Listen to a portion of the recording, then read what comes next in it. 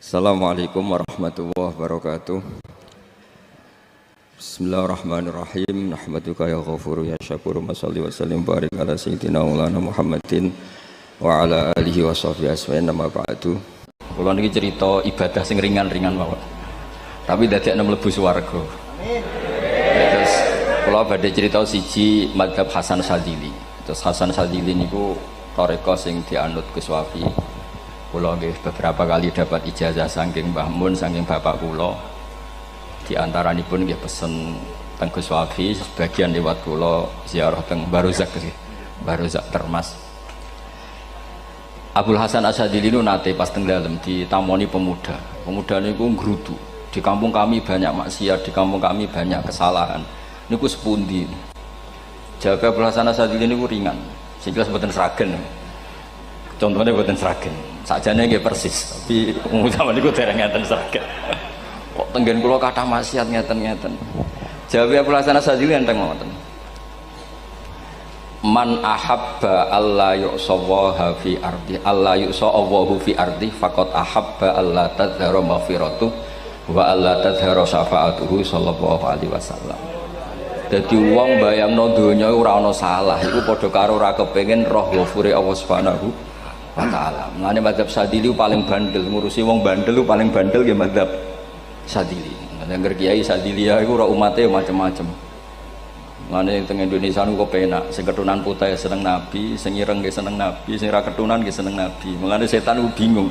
Nyangkane sing seneng Nabi keturunan putih tok, sing seneng keturunan ireng ya seneng Nabi, sing ra keturunan ya seneng Nabi, sing lakenan ya seneng Nabi. Jadi kelompok itu kathah sangat. Ini penting kalau aturaken mergi mazhab Syadzili niku pancen dados pembanding mazhab Sayyid Abdul Al-Haddad. Mazhab Abdul Hasan Asyadzili niku sing paling masyhur diriwayataken dening Shahibul Hikam. Mergi Ibnu Athaillah As-Sakandari muridé Abdul Abbas Al-Mursi, Abdul Abbas Al-Mursi muridé Abdul Hasan sinten Asyadzili. Niku mazhab ingkang bener-bener jadi pembanding. Mergi teng bab husnudzon niku beliau itu pakar. Orang itu bisa yarjuwa hawal yaumil akhir. Orang itu bener-bener dibikin nyaman mbek Allah mbek Rasul. Misalnya ngeten, sampean sowan Allah iku kudu arep-arep disangoni. Kena arep disangoni berarti nganggep Allah iku medhit. Mulane tomak niku penting. Tapi mbek pangeran aja mbek wong, tapi mbek pangeran mbek. Dados limangka yarjuwa hawal yaumil akhir. Riyen niku zaman kula alit, niku anggere ana santri lunga iku sangu sak umbalan. Mergo yakin kiai iku nyangoni. Lho diyakini nyangoni ku keren, berarti diyakini lomo. Lha kok yakin mlebu neraka, berarti nganggep Allah gak Rahman Rahim. Mulane yakin mlebu napa? Swarga.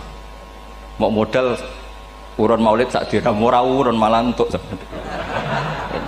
Terus niki rontok-rontok salah tapi muga-muga itu sepura pangeran. Nggih wau. Nek sampean bener niku sifat ghafuri Allah nganggur, nggih. Kerhane efektif ana sing salah. Mulane wonten cerita wonten tiyang teng multazam donga ya Allah kula paringi mboten nate salah. Iku jawabe pangeran fa'ina adhu ghufra. Wong ora tau salah sifat ghafur iku nganggur. Niki cerita sing sampean aja niru kula. Niki cerita ilmu. Niku mazhab Abdul Hasan apa? Asyadzili. Benten mazhab Sayyid Abdul Al-Haddad itu jalure khauf. Dadi dosa gedhe apa cilik? Ora ana gedhe ora ana cilik. Kowe aja delok sing mbok dosani, aja delok dosane tapi delok sing mbok dosani iku sapa. Misale Gus Wafi ngutus santri teng mriki, "Cung, tukokno rokok." Rokok itu barang makruh misal. Mestinya kan santri oleh bantah, niki kiai ku piye to barang makruh kok kon nuku. Tapi masalahnya kan arah dituruti ya gelo tenan. Jadi aja delok kongkonane iku penting ra penting, tapi mukhalafah iku sababul fir. Misalnya kados kula niki teng mriki kan wonten botol minuman. Cung pindah rene itu kan barang sepele. Terus sampean takok urgensinya apa ya harus dipindah. Iku santri mangkelno to. Ya dipindah wae pokoke penting nu. Menurut iku cara pandang Sayyid Abdul Al-Haddad. Ki aja geman bantah pangeran senajan to perintahe sepele. Piye-piye mukhalafah ngono iku jenenge nentang. Nah cara Abdul Hasan Asyadzili nggih boten barang gedhe mbek cilik kudu ana bedane. Wong ana kabair ana saghair. Masa WA janda beda mbek goncekno ya kudu beda. Wong WA tok kok padha mbek napa? goncekno iku kudu beda, kudu ana sawair, kudu ana napa? Kabair. Tapi cara Sayyid Abdul Haddad mboten delok sing mbok maksiati iku sapa. Sehingga khazanah kita niki penuh dengan ilmu. Mulane terus wonten bab ijtihad. Ijtihad niku ruangannya luas sekali. Ya kula bolak-balik nyontokno. Kula sakniki kan jare wong akeh kiai gedhe. Jare wong akeh kula niku kiai gedhe. Nek diundang manakipan tangga yo bingung. Ora teko sawane kiai gedhe sombong, diundang wong cilik ora teko. Teko iku mahjubno kiai sing ora tau pahayu. Wih bingung. Nyatane kula ora teko nggih do matur nuwun Gus. Athok kula mboten lakon. Nah kula teko kan mesti ordere teng kula mboten. Cara sing tok pitik gedhe nggih kula, salam templek gedhe nggih kula. Berhubung kula ora teko ngresikane tiyang kathah. Saiki misal wonten takok, kiai gedhe diundang musala cilik iku kesunatan teko apa makruh teko? Cara ijtihad, cara sampean makruh teko napa kesunat? Kula misale diundang ning Sragen ning musala Penceng. Kula niku sunat teko napa haram teko? Haram ya bener lagi haram ya. Setuju haram. Mergo mahjubno ya haram setuju itu ijtihad. Ijtihad itu ranahnya itu karena nggak bisa ditebak. Ijtihad itu nggak bisa ditebak. Kalau gak ada cerita kata tentang ijtihad niki betapa umat Rasulullah umat sing bejo pilihan-pilihan ijtihadnya dibenarkan. Masyhur tentang cerita Bani Quraidah. Nabi ngendikan engkau kue jogeman sholat asar kecuali sampai neng kampung Bani Quraidah. Ternyata kurang 2 kilo atau 3 kilo matahari itu mau terbenam. Sebagian sahabat sholat sebelum sampai Bani Quraidah karena takut sampai Bani Quraidah sudah kodok napa asar. Sebagian tetap sholat di Bani Quraidah meskipun sudah kodok asar. Ketika lapor Nabi semuanya dibenarkan. Semenjak itu ada pintu sing darani pintu napa ijtihad. Mengenai kalau bolak-balik cerita wonten kiai nak tangkok, cung kowe ngaji mek sapa? Ngaji kalian tiang niki. Kiaimu tau nangis mboten? Lereni ngaji mek kiai ra iso nangis, berarti atine atos. Nak Abdul Hasan Asadili takoki, cung kowe ngaji mek kiai sapa? Kiai fulan. Tau guyu mboten nate. Lereni kiai ra iso syukur mbok jeni. Kiai ra iso syukur kok mbok jeni. Karena itu masalah ijtihad. Nggih masalah napa? Ijtihad. Ijtihad itu polanya enggak jelas. Wonten kiai ora gelem mulang wedok nggih kathah, alasane wedi fitnah. Wong pancen iman pas-pasan mawon nembe wong ayu ya bingung. Tapi nak diwalik, nak kiai ora gelem mulang wong wedok, terus sing mulang wong fasik, to aliran sesat iku ya repot. Kowe ngrasa paling gak sesat. Ya sudah seperti itu masalah-masalah napa? Ijtihad. Nah, kalau tak cerita saat ini balik cerita tentang Burda. Burda nu nak ngelem Kanjeng Nabi. Niku pancen dielmoni tenan. Kalau niku Burda berjanji tiba niku setengah hafal. Pancen riyen mbah kula buyut-buyut kula niku pesene ken hafal tiba, hafal berjanji, hafal Burda. Wis mboten ngengken ngapal loh, tapi karena sering baca akhirnya hafal. Kalau beri beberapa contoh, ngelem niku nak mboten dielmoni itu kualitasnya ada bagus. Tapi kalau dielmoni itu kualitasnya bagus. Kalau beri contoh begini. Saya itu kalau pidato atau khutbah atau ngaji, apalah terserah istilah jenengan atau ceramah.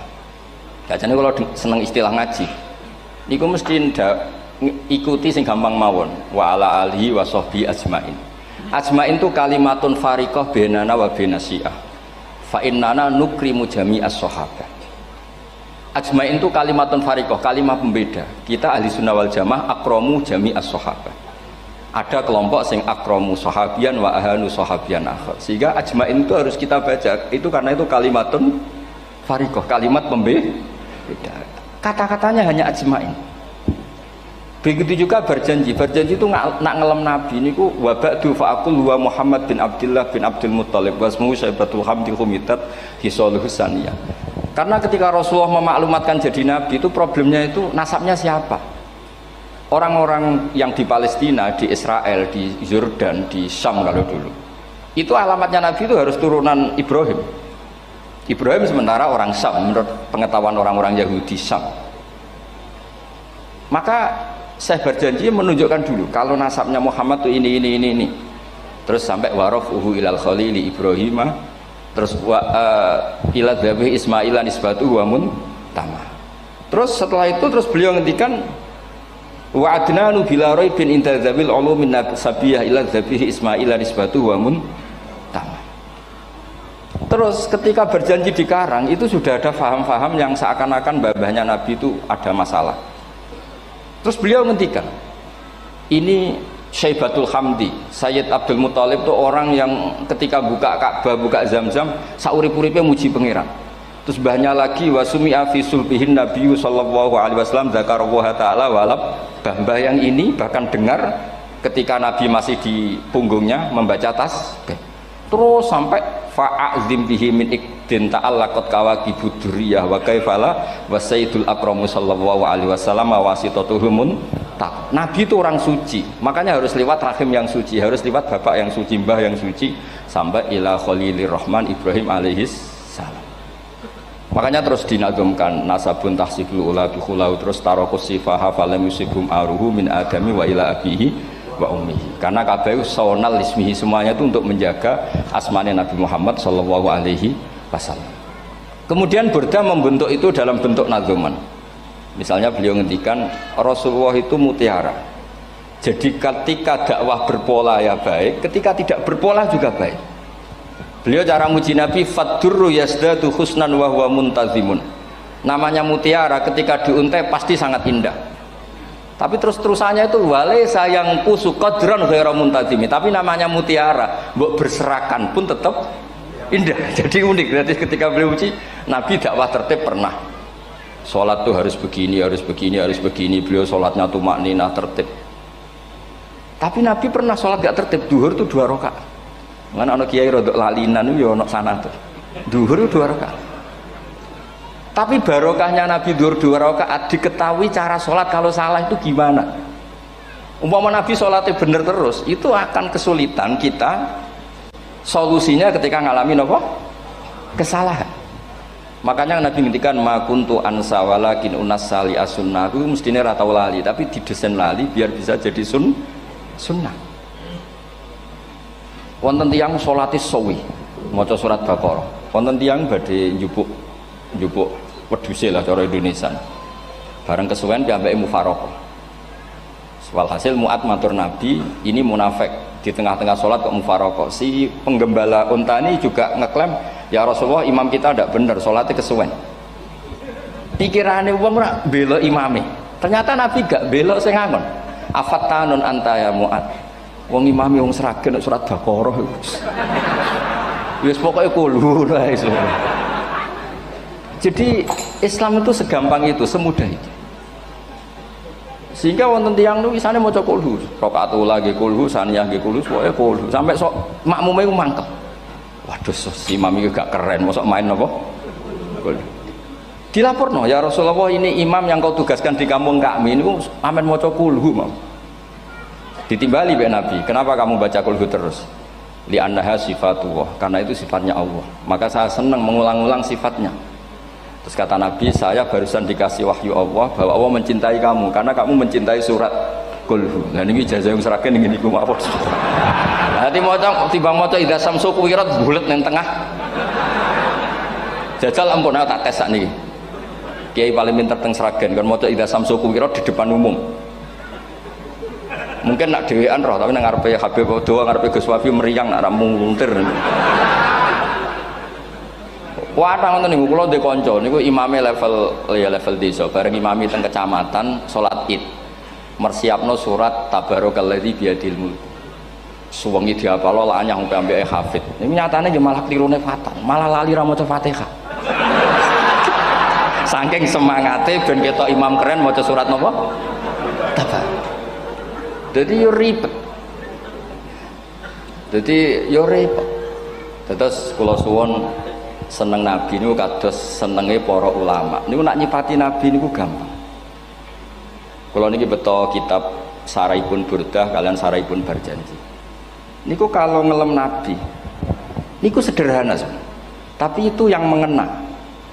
Bisa ulang lagi niku sing mengena. Misalnya dawe Imam sing aran Risalah Qusyariyah. Tegene Bukhari ini cerita Bukhari. Nanti semua nabi ketika di akhirat tuh nafsi. Jadi roh prahara kiamat itu pun gak dinyali mau muni nafsi. Nabi ini cek kober ngendikan ummati umat.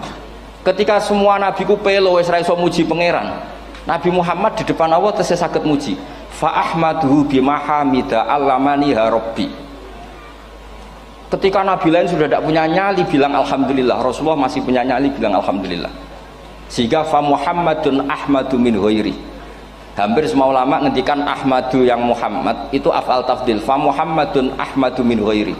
Ketika nabi lain sudah tidak bisa atau tidak punya nyali memuji Allah, Nabi Muhammad masih berani memuji Allah ketika mahsyar. Karena logikanya begini, kira-kira pikirannya nabi-nabi ini wis kiamat, berarti amal wis ditutup lah, buku wis tutup. Tapi tak pikirannya Nabi Muhammad boten ngoten. Allah itu tidak diganggu oleh apapun, tidak kena atau tunduk sama konstitusi apapun. Sampean ra iso ketemu Allah, Allah nih pun akhirat, jenengan pun boleh macam-macam nih, pun tutup buku boten saged. Rahmatnya Allah tidak bisa dibatasi oleh akhirat. Saya ulang lagi, rahmatnya Allah tidak bisa dibatasi oleh akhirat. Makanya Nabi tetap berani mengajukan syafaat meskipun sudah finish, sudah akhirat sudah finish. Sehingga Nabi muji-muji Allah, akhirnya Allah ngendikan ya Muhammad irfa' ra'sak wasal tu'tah wasfa'tu syafa'. Sudah Muhammad, kamu minta apa tak kasih. Saatnya beliau minta hak napa? Syafaat, disebut maqamam mahmud. Lan ini kula waos kitab kersane orisinil niki betapa sayangi Rasulullah sallallahu alaihi wasallam teng kita. Ketika nabi lain tidak punya nyali kecuali mikir dirinya sendiri, jadi aku punya ngendikan nafsi-nafsi, Nabi Muhammad tasih gada nyali ngendikan apa ummati. Itu bukti bahwa Nabi itu nggak pernah nggak mikir umatnya. Wala sawfa yu'tika rabbuka apa? Fatar. Ini Nabi cek jawab, fa la ardo wa wahidun ummati finnar. Kalau engkau memberi saya sampai saya puas, maka saya tidak puas dan satu dari umatku masih menjadi ahli napa? Neraka. Ini kalau waos nak sampean orang nangis kebablas ya. Niki cerita betapa Rasulullah Shallallahu Alaihi Wasallam niki jarang tiang maos niki gini. Niki kalau waos kersane tambah mahabbat dengan Rasulullah Shallallahu Alaihi Wasallam. Dados niki kalau cerita ketika Rasulullah ketemu pangeran teng Sidratil Muntaha, niku diredaksekno burdah. Nggih, diredaksekno burdah fakhusta kulla fakharin ghaira mustarakin. Engkau mendapat kehormatan yang tidak tersaingi. Fakhusta kulla fakharin ghaira mustarakin. Jadi engkau mendapat kehormatan yang tidak akan tersaingi. Wa justa kulla maqamin ghaira mustahami. Atau wakhusta kulla maqamin ghaira mustahami. Dan engkau mendapat satu derajat yang enggak mungkin tersaingi. Mustaham itu enggak tersaingi lah. Walhasil ternyata derajat itu apa? Gini ku ketika Rasulullah ketemu Allah Ta'ala teng Sidratil Muntaha niku Sayyidah Aisyah radhiyallahu anha tangklet, ya Rasulullah mal ladzi auha ilaika rabbuk idz qala fa auha ila abdihi ma auha. Qala ya Aisyah aturidina anta alami ma la ya'lamuhu Jibril wala Mikail wala nabiyyun mursalun wala malakun muqarrabun. Aisyah, bagaimana mungkin kamu tanya sesuatu yang bahkan Jibril itu tidak tahu, Mikail itu tidak tahu, dan semua malaikat yang dekat maupun nabi yang jadi rasul semuanya tidak tahu hubungan saya, kedekatan saya dengan Allah membicarakan apa.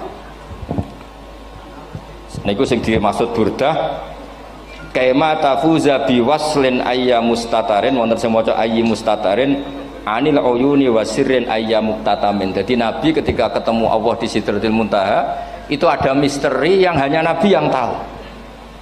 Nabi niki ibu-ibu harus bangga, Sayyidah Aisyah jenenge bojo wani tangklet. Ambek Nabi itu sing ngeles. Itu rahasia yang Jibril saja tidak tahu, Mikail saja tidak tahu, masa kamu tanya? Niki khase wong putri ini. Ya Aisyah, as'aluka bi Abi Bakrin ila ma a'lam tani. Gimana cara Jawa tak kadakno mertuamu nak gak gelem cerita. Terus kunane kuno niku nggih wong wedok niku saged ngancam niku. Dadi kamane wis ngancam. Aku lapor bapakku, aku digo mulih sampean rati bojo kabeh. Ya rada ribet njenengan ngadepi wong wedok niku rada ribet. Terus faqala akhirnya Nabi cerita, tapi ya tentu tidak semuanya diceritakan. Inni lama kuntu qaba qausaini qultu Allahumma innaka adzabta al umam ba'duhum bil hijar wa ba'duhum bil masih. Oh ya, ini halaman 63 62 teng kitab Khasyatul Bajuri alal Burdah. Ya, kitab Hasyatul Bajuri alal Burdah. Ya Allah, Engkau menyiksa umat-umat sebelum umat saya, sebagian bil hijarah wa ba'dum bil mashi wa ba'dum bil khosfi. Fama anta fa'ilun bi ummati. Lalu yang akan kau lakukan untuk umatku itu apa? Reputasi jenengan sama orang-orang yang durhaka itu selalu menyiksa. Ada yang pakai batu, yang dilikuifaksi, ada yang pakai ini. Mosok umatnya kekasih jenengan podo ngoten. Berarti Nabi ku mun nego lah. Nego supaya gak sama. Faqala unzilu alaihimur rahmah min ananis sama wa ubaddilu sayiatihim hasanat. Ndak, saya ndak seperti itu dengan umatmu. Waman sa'alani a'taituhu waman tawakkala saterusé. Terus wa fid dunya asturu alal usad wa fil akhirah usyaffi'u kafihim. Orang-orang yang masih maksiat di dunia tak kasih hak tobat, dan nanti di akhirat tak kasih hak syafaat. Engkau tak kasih hak syafaat. Mulane ini penting dingertosi bilih ukuran nabi baik itu gampang nak sampean ngaji ngangge ilmu.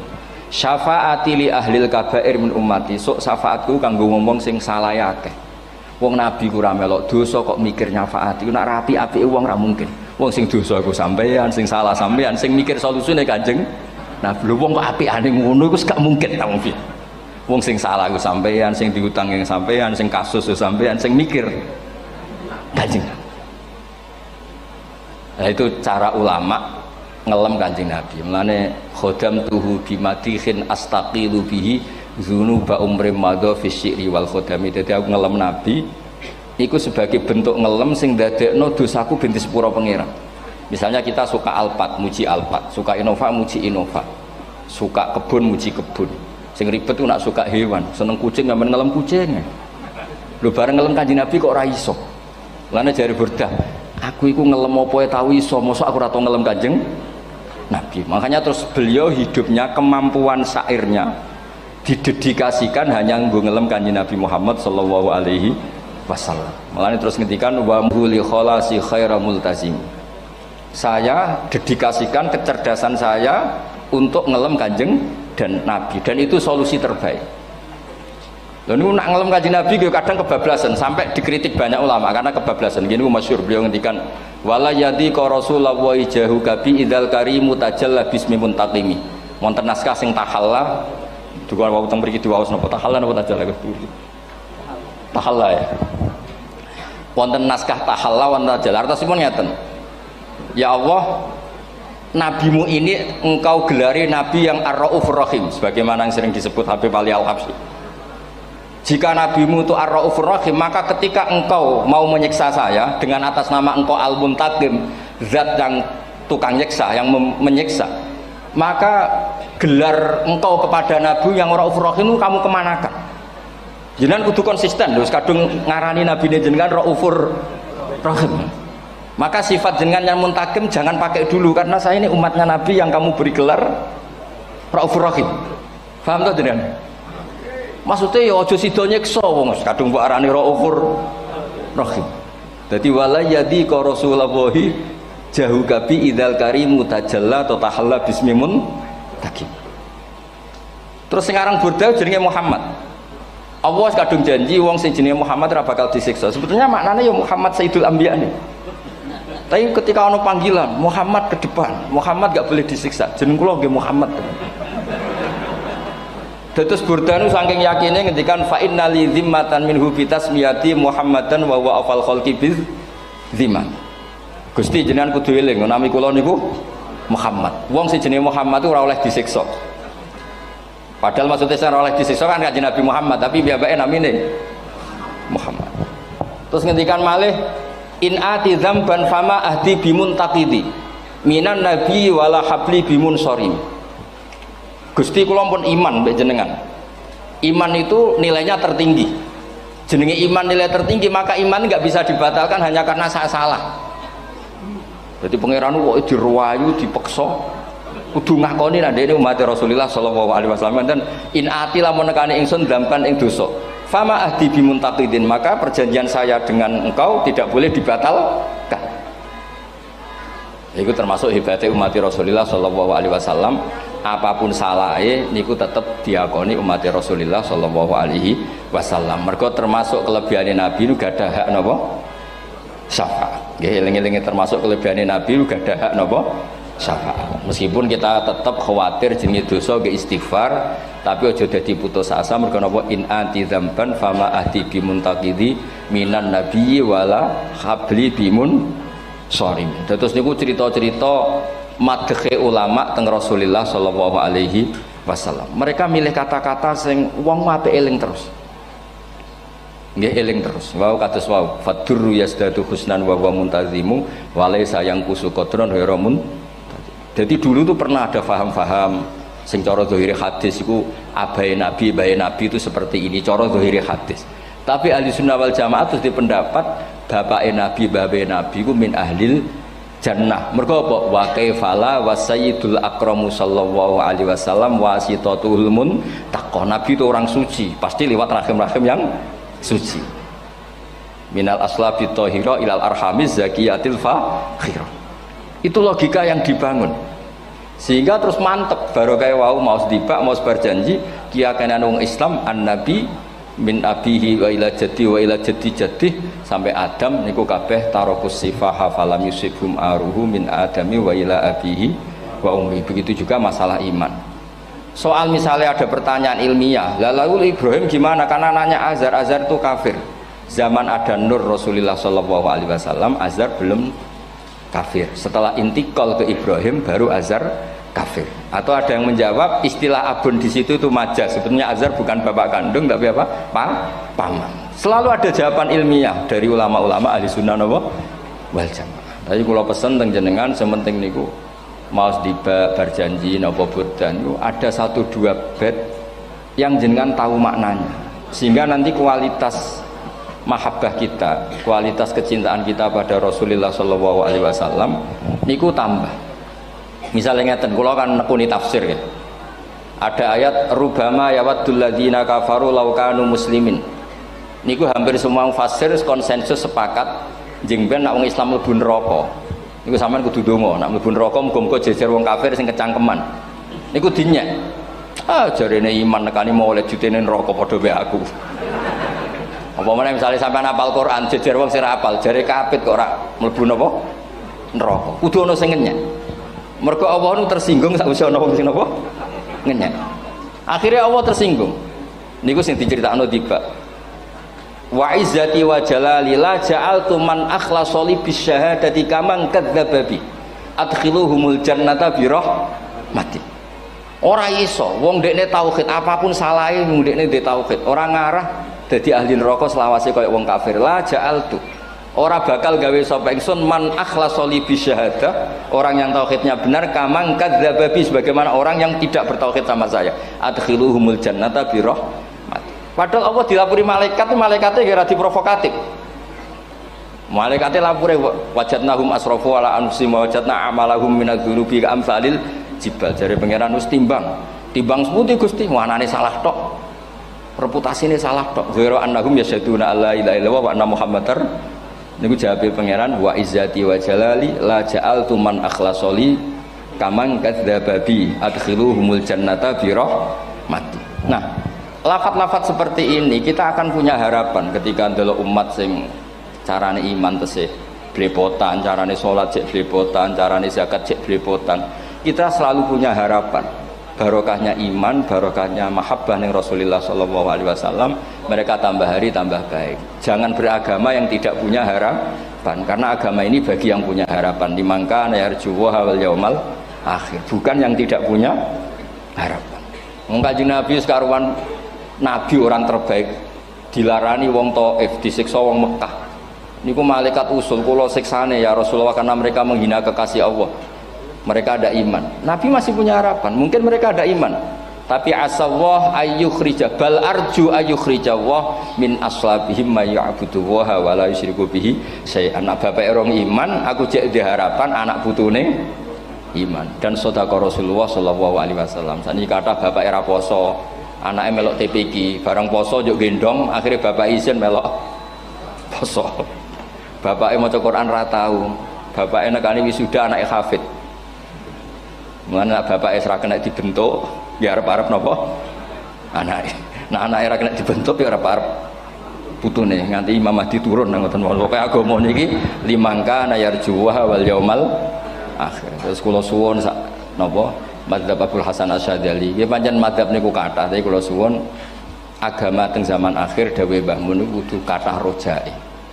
Nggih mergi walladzina amanu asyaddu hubbal lillah dawuh Imam Ghazali ar-roja yuqaddam alal khauf. Mergo roja dadekno mahabbah. Orang yang punya harapan itu lebih mudah mahabbah. Dan hubungan kita dengan Allah itu hubungan mahabbah. Ini ku walladzina amanu asyaddu hubbal lillah. Saman roh anake wakal kok hubungane putus asa mesti maksudno.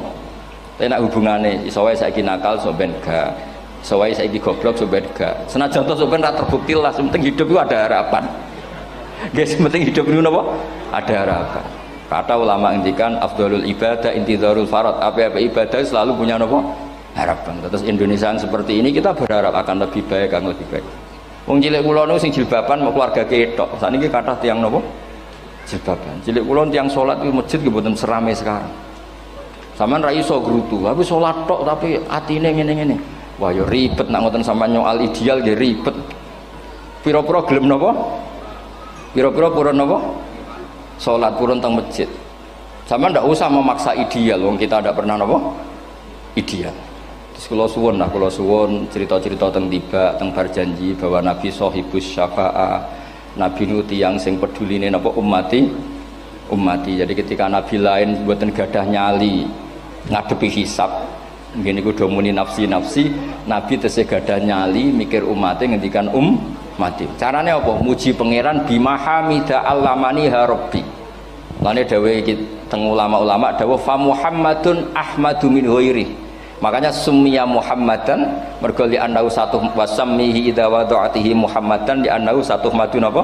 Uqbah wa summiya Ahmad li annahu ahmadu min ghairi. Ini hampir semua ulama ngendikan ketika teng mahsyar semuanya Nabi gak punya nyali untuk matur minta sama Allah. Mergo wis kiamat berarti wis nis Nabi tesih gak ada pikiran Allah itu tidak terhalangi oleh kiamat, Allah tidak terhalangi oleh akhirat, Allah tidak bisa dihalangi apapun, sehingga Nabi tetap wani jaluk pangeran. Berarti mujine Nabi ku lebih top karena tahu Allah itu tidak terbatasi.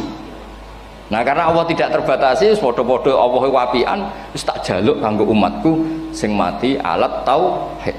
Berhubung Nabi ngoten terus Allah ngendikan ya Muhammad irfa ra'sak napa wasal tu'tah wasfa tusaffa. Muhammad kepala kamu angkat, kamu minta apa saya turutin. Terus Nabi minta hak napa syafaat. Seseorang bertobat. Dulu umatnya Nabi Musa ada yang menyembah anak sapi, ijel itu, harus tobat. Itu tobatnya ekstrim betul. Kalau tobat sekarang kan cukup istighfar sama istighosah. Kalau dulu enggak, liyak tulal bari umingkum al mujrima, yang terbebas dari dosa menyembah anak sapi, membunuh yang terlibat atau pernah menyembah anak sapi. Makanya ayatnya apa? Fatubu ila bariikum faqtulu anfusakum. Ya, jadi orang-orang yang pernah menyembah anak sapi itu tobatnya apa? Faqtulu anfusakum. Sebab itu semua ulama berkewajiban menerangkan nasa mansuh. Sampai Sayyidina Ali suatu saat ada mubalek atau ustadz itu ngajar di masjid, ditanya, kamu tahu nasa mansuh enggak? Enggak tahu. Terus kata Sayyidina Ali, berhenti jadi mubalek, lisensinya dicopot. Dicopot, kemudian halakta wa ahlakta, kamu rusak juga merusak. Kenapa demikian? Logikanya begini, semua nabi itu kan panutan. Saya ulang lagi ya, semua nabi itu panutan. Tapi kalau kamu tidak tahu nasaman, so jangan-jangan kamu ikut nabi sebelum kamu, yang nasahnya itu syariatnya sudah apa? Mansukhoh, sudah di nasah. Itu kayak kasus Sunda Wiwitan itu. Itu gak mau punya Nabi Muhammad karena kurang keren, kurang sepuh. Nabinya langsung Nabi Adam. Resikonya adalah beberapa aliran sesat itu, aliran yang kurang benar itu, zaman Nabi Adam kawinan otomatis sama saudaranya. Lalu masa sekarang kita membolehkan kawin sama apa? Kalau sama Nabi Adam mau tidak mau. Karena yang cowoknya ya bin Adam, putrinya binti Adam. Lalu Allah bikin satu sunnah yang suami istri itu harus beda, yaitu satu kandungan itu melahirkan satu pasang. Dan mulai dulu memang pasangannya orang jelek itu orang cantik. Makanya agak sial itu yang perempuan-perempuan itu. Memang mulai dulu gitu. Kalau cantik itu kesunatannya dapat jelek. Gitu.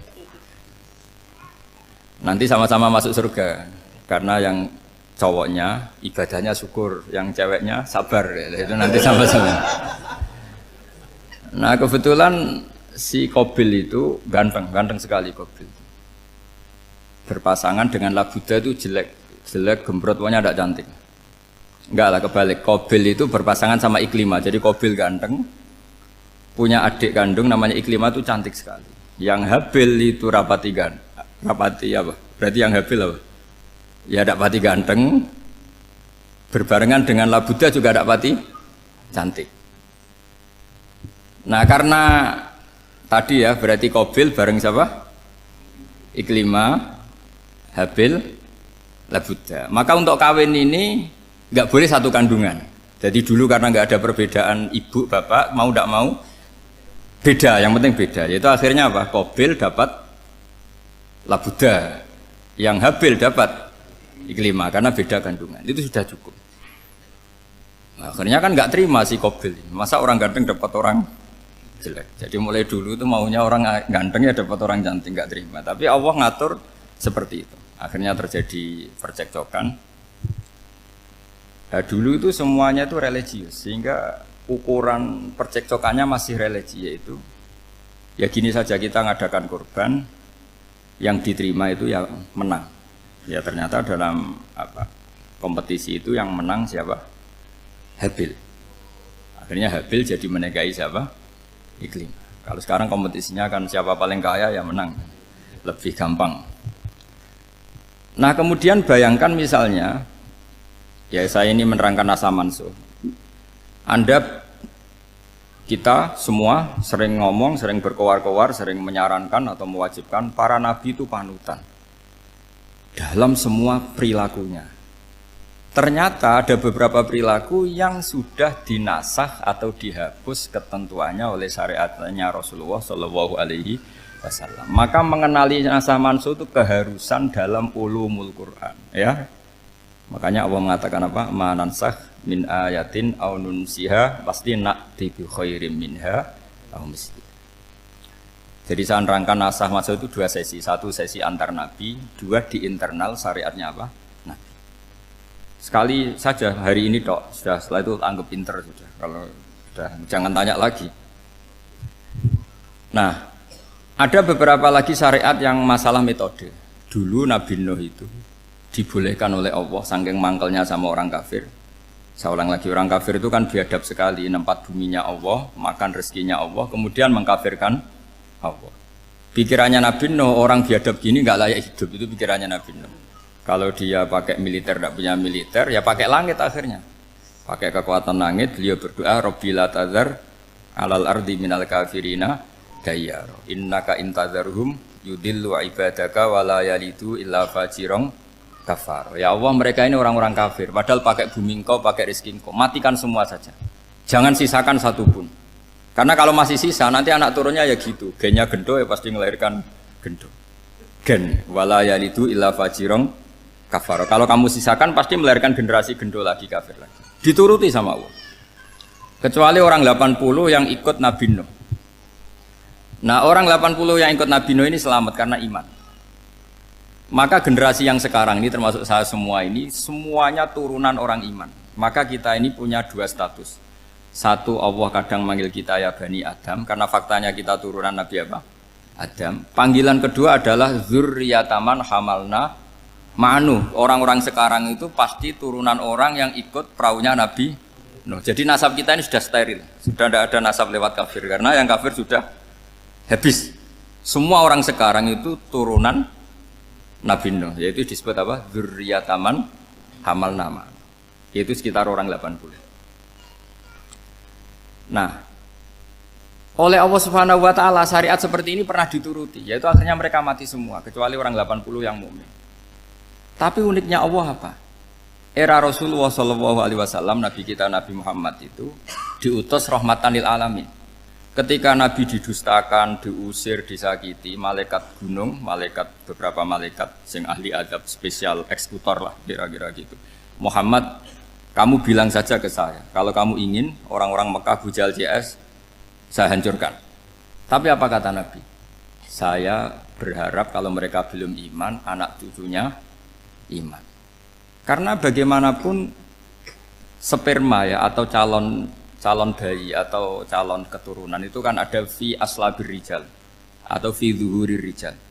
Jadi kalau dalam ilmu agama itu gen manusia itu disimpan di zuhurir rijal di punggung lelaki. Nanti dipindah ke arhamin nisa. Logikanya gini. Ini dengerin ya. Logikanya gini, misalnya Abu Jahal itu di situ ada orang namanya Ikrimah, itu anaknya Abu Jahal, itu orang mukmin. Akhirnya ya jadi orang alim. Abu Lahab itu di rahimnya di punggungnya ada perempuan namanya Darroh, akhirnya juga orang mukminah. Saya berikan contoh. Khalid bin Walid itu anaknya Walid. Walid itu musuh besarnya Rasulullah, tapi di punggungnya ada orang bernama Khalid. Ini dengerin. Nah di punggung ini kira-kira Allah sudah tahu apa belum? Jawabannya sudah tahu. Artinya kalau ini mati atau kamu bunuh, kamu sebenarnya nggak bunuh orang kafir saja, bunuh calon orang mukmin yang sekarang masih bersemayam di punggungnya orang-orang kafir. Jadi bisa saja orang yang sedang kafir itu ada sekian calon generasi yang suatu saat mukmin. Itu syariat yang diajarkan ke Rasulullah SAW. Karena kasofnya Nabi, kasof itu satu kondisi di mana seorang Nabi itu dipertontonkan sesuatu yang nggak kelihatan. Itu dalam bahasa Arab kasof atau mukasyafa. Nabi dipertontonkan ternyata banyak orang kafir yang di punggungnya itu ada calon generasi mukmin atau muslim. Akhirnya Nabi nggak berani. Jangan bunuh. Mungkin bapaknya ada iman tapi anaknya iman. Betul, Abu Jahal punya anak Ikrimah, Abu Lahab punya anak Darroh, Walid punya anak siapa? Khalid. Itu mirip seperti kita, bapak era sholat, anak ETPK sholat, akhirnya bapaknya katut sholat. Banyak nggak di Indonesia, bapaknya tidak bisa baca Quran, anaknya hafid. Nah, itu kalau bapaknya kamu habis, tidak ada yang meselin. Makanya biarkan hidup saja.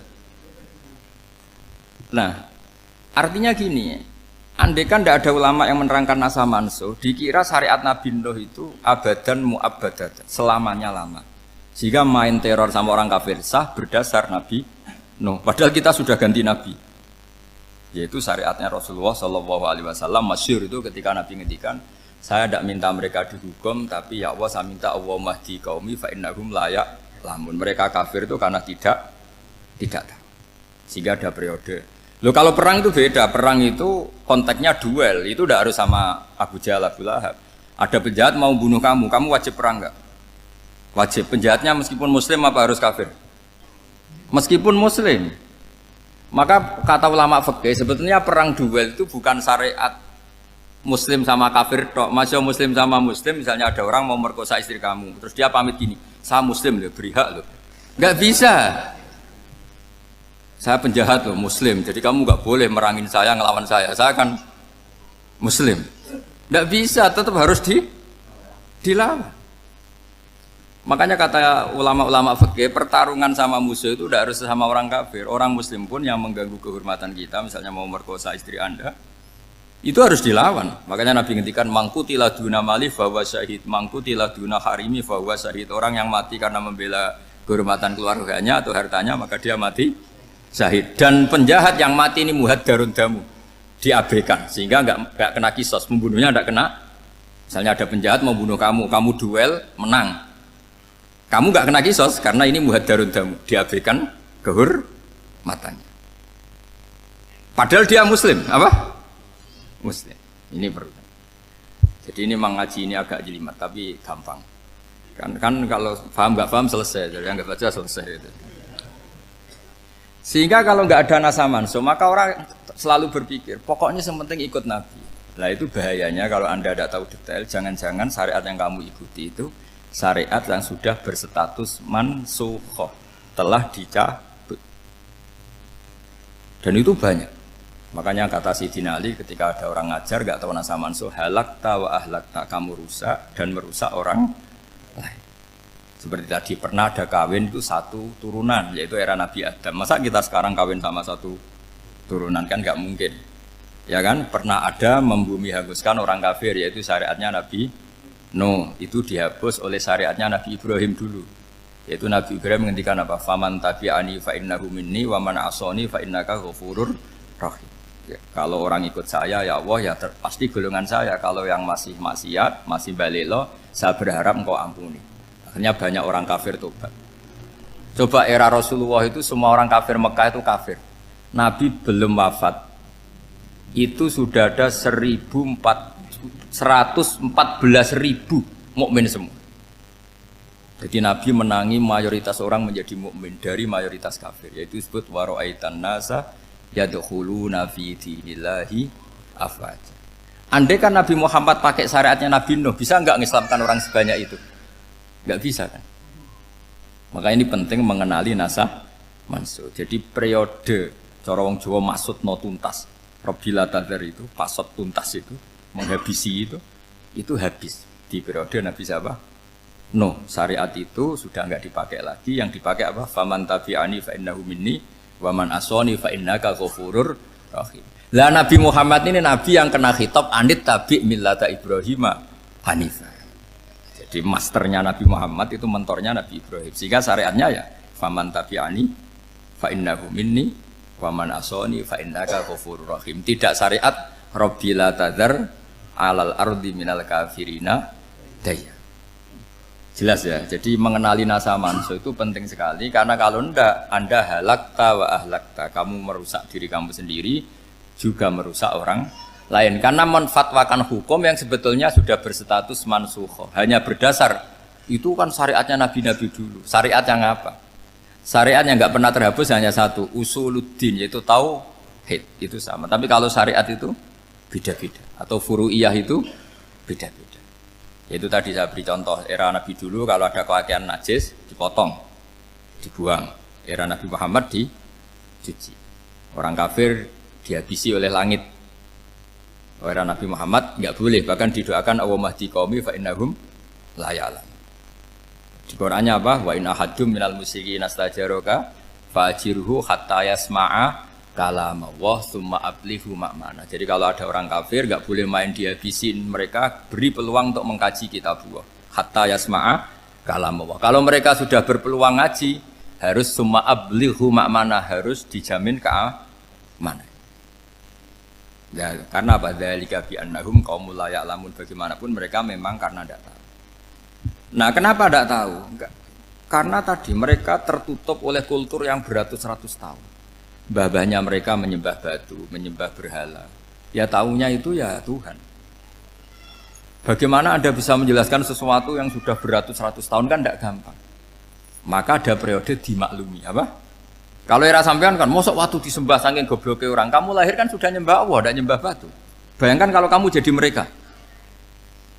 Wong perut kamu saja disuruh makan pizza sakit kok, karena saking lamanya makan sambal kan gitu. Kamu bilang perempuan Indonesia saja cantik kok, saking lamanya jadi orang Indonesia. Padahal orang Indonesia tanyakan orang Eropa, cantiknya di mana? Kamu lahir di Afrika, bilang orang Afrika itu cantik, tanyakan orang Eropa, cantiknya di mana? Hitam gitu kok. Jadi orang itu pasti terkooptasi oleh sekelilingnya. Orang Afrika akan bilang wanita Afrika itu cantik. Coba tanyakan orang Eropa, cantik apa enggak? Belas. Orang Eropa yang kulitnya gitu kata orang Eropa indah, kata sampean. Koyok anaknya kebo katanya udah jadi. Jadi orang itu akan terkooptasi oleh sekelilingnya. Bayangkan kalau semua orang nyembah berhala terus kamu ndak, alasan kamu apa? Kan menentang mayoritas. Dan itu berat. Maka dimaklumi oleh Allah, dzalika bi annahum qaumul la ya'lamun fi manah panyeruarah. Nah, pemakluman ini yang mulai sekarang terkikis. Orang main pukul saja enggak mau ngaji. Enggak mau ngaji Quran secara kafah. Jadi fatwanya Islam kafah tapi ngajinya Quran enggak kafah. Ngambil 1-2 potongan ayat dipakai dalil. Jadi Islamnya inginnya kafah tapi ngajinya Quran enggak. Kalau kafah ya hafal 30 juz itu. Kalau mau ya, kalau mau kafah ya hafal berapa? 30 juz. Makanya saya sering bilang, saya sering dinasihati orang karena belum tahu saya ini hafal Quran. Bapak harusnya Islam itu kafah. Kata saya ya dimulai dari konsep Islam itu kafah dulu, apa ya hafal Quran secara kafah. Jadi ini penting saya utarakan. Bahaya sekali orang mengenali Islam tanpa mengenali nasah mansukh. Karena beberapa syariat Nabi sebelum kita itu berstatus mansukh. Terus contoh berikutnya, ini naskah mansukh antar Nabi apa khusus internal Nabi? Antar Nabi aja nggak selesai nih sampai subuh aja nggak selesai.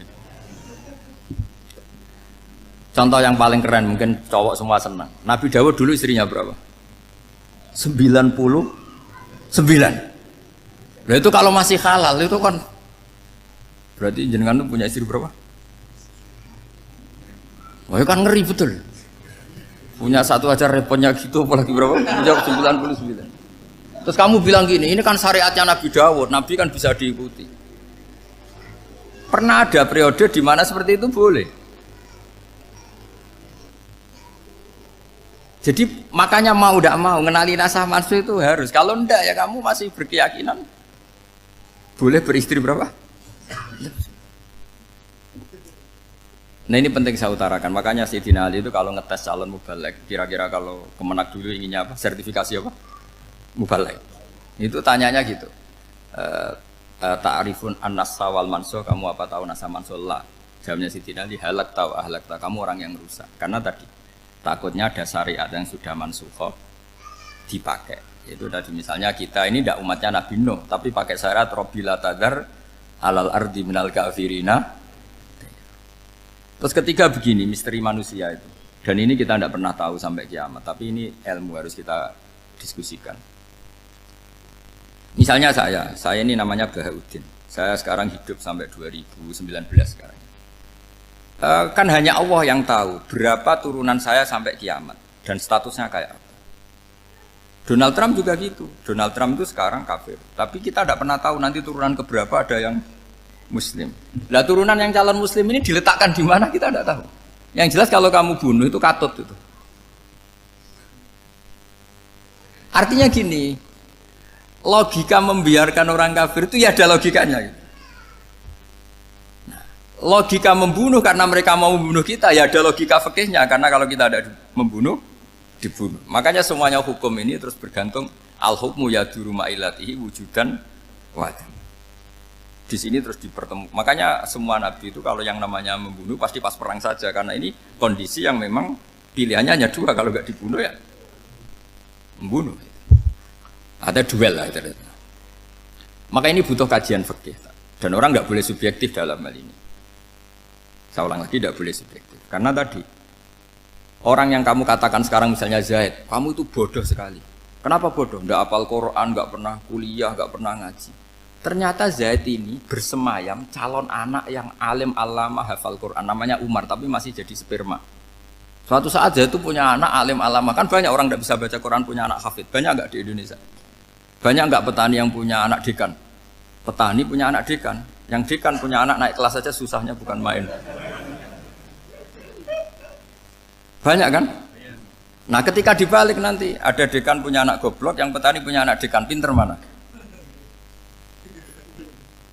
Kita tidak pernah tahu. Makanya ini kan ya sudah, kalau nggak pernah tahu ya bilang saja wallahu alam, kan selesai. Daripada keminter keliru kan ada wallahu alam. Makanya cerita favorit guru saya, Kiai Haji Maimun Zubair itu punya apa namanya Kiai Zubair. Itu cerita favoritnya itu ada santri namanya Soleh. Soleh itu alim alama. Orang Madura itu cara berpikir kan kalau kiai saja alim seperti itu, apalagi bapaknya. Pas bapaknya main ke pondok, santrinya ada ribuan. Bapaknya main ke pondok itu, sholat itu ya nggak bener, nggak sesuai sunnah Rasul lah kira-kira gitu. Sudah sholat itu nggak bener, apa nggak bener. Masih ditakwil sama santri Madura karena orang Madura itu kultus. Mungkin khilaf itu satu khusus, pokoknya perlakuan khusus. Suatu saat saking bodohnya orang itu, kenceng tuh pinggir musola. Wah ini nggak bisa ditakwil lagi, akhirnya nggak bisa ditakwil tuh nggak. Wah ini sudah nggak bener ini, nggak bener. Singkat cerita santri tadi nggak kuat matur ke kiainya, Pak Yai, jenengan sealim itu kok bapaknya segoblok itu. Kenapa? Ya, dia kenceng pinggir musola. Oh bapak saya itu pinter sekali. Kok bisa? Karena beliau yang memutuskan saya mondok sampai saya jadi alim alama seperti ini. Yang bodoh itu mbah saya. Yang bodoh itu mbah saya.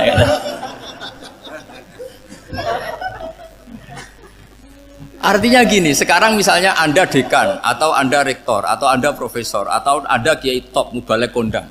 Anda mau balik kondang terus punya anak, gobloknya bukan main. Atau apalagi anaknya ketangkep KPK. Yang satu anaknya orang bodoh jadi dekan. Kalau kompetisi ini pinter mana coba?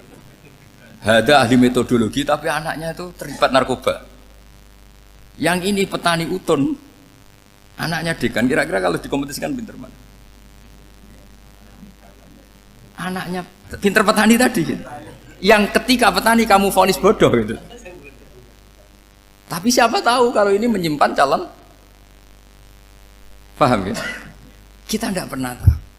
Makanya Quran selalu ngajari dalam ilmu sosial itu wa in adri la'allahu fitnatul lakum wa mata'un ila. Dalam ilmu sosial itu kita harus jawab tidak tahu. Karena mudah.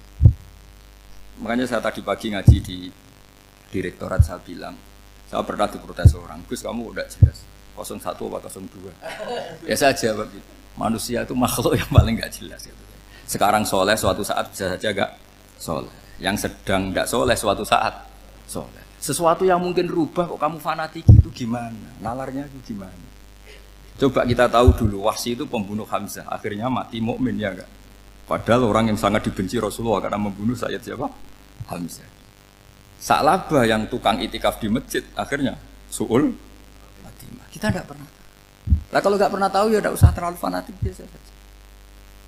Kayak jenengan seneng saya itu ya saya enggak tahu sampai kapan ya enggak tahu. Saya seneng sampean sampai kapan ya enggak tahu. Kayak suami istri itu. Pas nikah harmonis bulan madu sampai kapan bertanya. Yang jelas paling awet itu pasangan jelek itu pasti nggak awet. Makanya jadi guyonan tuh. Pasangan tuh jangan baik-baik gak awet. Kalau jelek itu awet. Ternyata maksudnya cantik sama ganteng. Itu suatu saat pasti jadi jelek. Yang jelek sama jelek pasti jelek terus. Alhamdulillah sudah ngaji bareng, mendengarkan sampai selesai bersama channel Istiqomah Ngaji. Semoga bermanfaat untuk kita semuanya. Jangan lupa like, komen, dan subscribe. Semoga bermanfaat untuk semuanya.